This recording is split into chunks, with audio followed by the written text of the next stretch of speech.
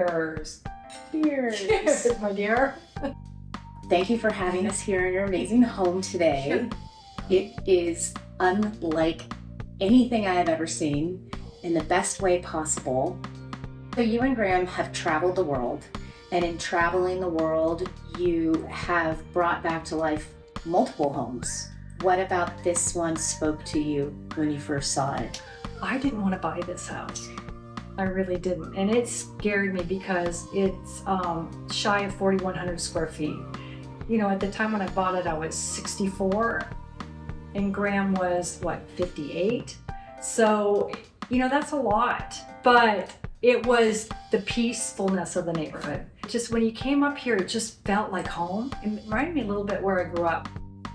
If you could go back to Deb that only saw the house once and was dragging her feet, what would you tell her?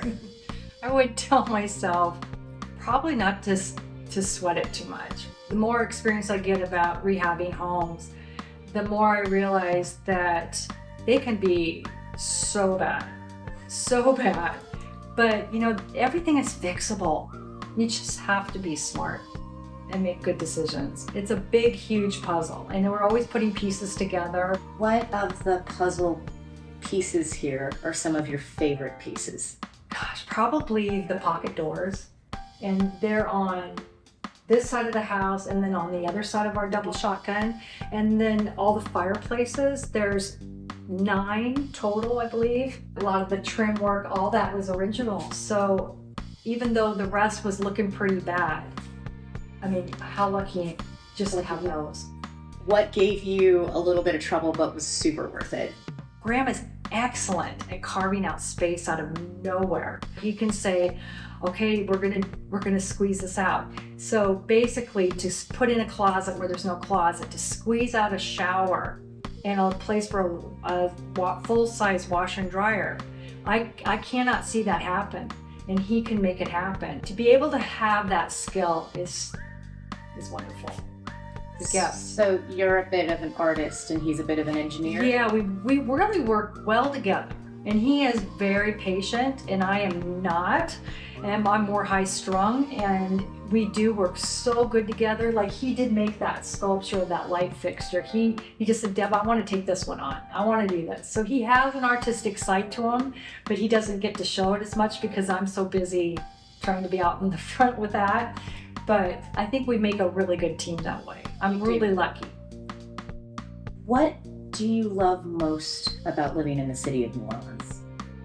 Oh, that's a tough one. My father was a high school band director. I grew up with music, and you can just submerge yourself in music, and you can listen to such high quality music and hardly spend anything, as long as you tip those musicians well. We have second lines come by our house like almost every weekend. And I love to flick the lights and wave and make it a big deal for them, because it's just so, I love how people are so interactive. I don't feel like we have these different cliques and all these things that sometimes elsewhere that you live you have to contend with. Here it's just like everybody, they're one big happy family. And I don't know if it's good or bad, but a lot of the musicians they call me mom. They'll say, hey mom, or like, oh, you're our family, which is a really great compliment. Really, really is. That's fantastic. Well, cheers. And thank you so much, Deb, for inviting us in your amazing home and sharing your life with us.